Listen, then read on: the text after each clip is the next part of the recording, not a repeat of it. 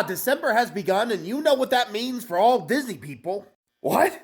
No, it's time for us all to talk about the time Walt and Roy met Santa. Story time from Disney. Now, if you follow me on a regular basis, you know that I used to be a cast member. That's me. I'm sick. Yeah, 6 days before my Disney trip. I call it immune boosting. What do you mean you don't know the story about Walt, Roy, and Santa? Well, it's your lucky day. If you didn't know, I'm a bit of a Disney history buff, and I've been deciphering a book that was written by Roy Disney that was left in a rock under a tree under a boat in the bayou. And it is full of stories about Walt and Roy and their magical adventures. If you didn't know, Walt and Roy were businessmen.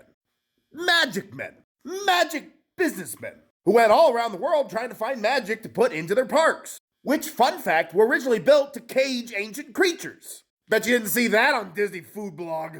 You see, Walt and Roy were headed up to the North Pole because they heard that there was some magic ice up there that could be used and reused and never melt. And if Walt could get his chili-covered fingers on that, it would save them 10 cents on every drink. That's a straight profit. So Walt and Roy hopped in their enchanted steamboat and headed on up to the North Pole. So here Walt and Roy are in their enchanted steamboat. Roy, old boy, I don't see any enchanted ice or chili up here.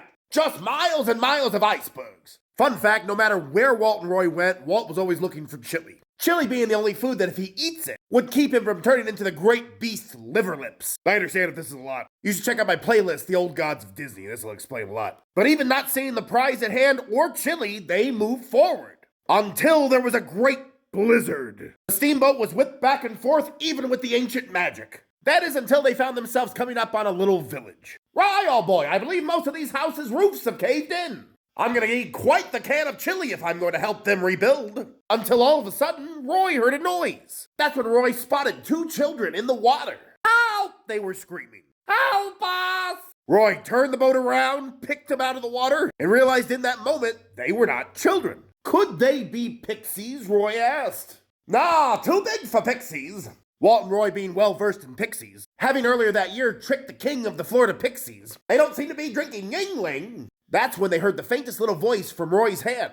I'm an elf, he said weirdly. Please don't hurt us and we'll take you back to Santa. Walt and Roy agreed and off they went in their steamboat. That's when the elves led Roy and Walt into Santa's quarters. Santa was sitting very quietly in his chair in front of the fireplace. That's when they heard Santa give out a big groan. Come to find out, Santa had broken his leg. And not only could the elves not help him, but there was nobody else around to help. Santa was slowly going into shock. This is a fun Christmas story. Roy, being the magic businessman he was, did an incantation that mended the bones in Santa's leg. Yeah, worked on Santa. Santa thanked him and sent his elves off to the cupboard to get chili. That's when he explained to Walt and Roy the issue. Basically, Santa explained, because we are a non-profit, the elves aren't making any money. And because I was injured, I couldn't keep up with all the renovations that need to happen. And now we're all so deep in debt, the elves are eating each other. Yeah, the elves were going into cannibalism.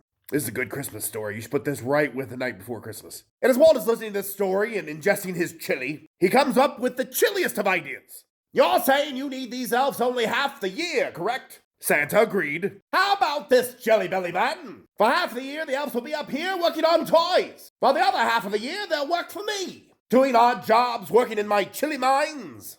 What do you say, Red?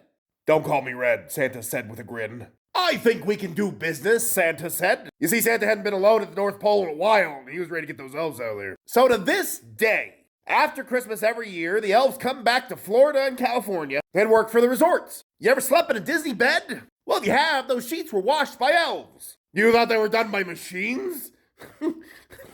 No, elf hands. And there are absolutely no casualties. Well, except for the chili mines, they take a few. The price we pay, right? Fun fact, 90% of the timeshares at Disney are owned by elves. Honestly, it's economics 101. Santa can keep running his nonprofit while the elves bring in extra money by washing sheets and working in the chili mines. You know how it works. And that is the true meaning of Christmas. Think about that. Also, rest in peace to those elves lost in the chili mines. They are not forgotten. Except, the ones we forgot. Bitch!